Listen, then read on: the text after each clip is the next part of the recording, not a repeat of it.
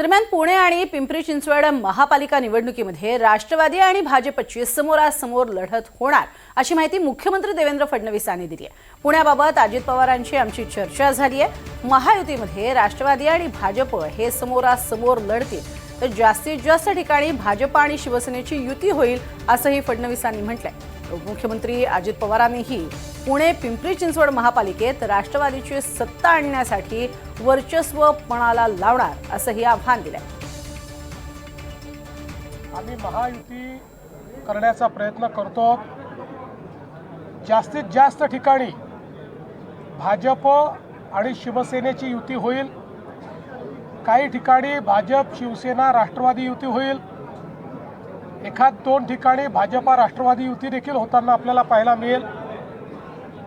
आता तुम्ही पुण्यामध्ये मला विचारालच म्हणून सांगतो, पुण्यामध्ये मात्र अजितदादांची आमची चर्चा झालेली आहे। आम्ही दोघेही इथले मोठे पक्ष आहोत। भाजपने 5 वर्ष चांगल्या पद्धतीनं पुण्याचा विकास केलेला आहे। त्यामुळे कदाचित पुण्यामध्ये राष्ट्रवादी काँग्रेस आणि भारतीय जनता पार्टी अमोरासमोर लढताना त्या ठिकाणी पाहायला मिळतील।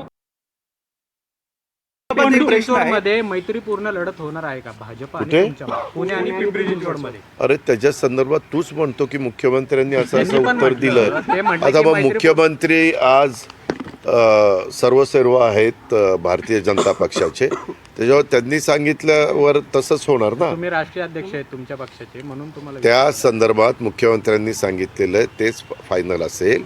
त्या संदर्भात मी ह्यावेळेस काही करून पिंपरी चिंचवड महानगरपालिका राष्ट्रवादी काँग्रेस पक्षाची आणण्याच्या करता मी माझा सर्वस्व पणाला लावणार। मला तिथल्या जनतेवर विश्वास आहे।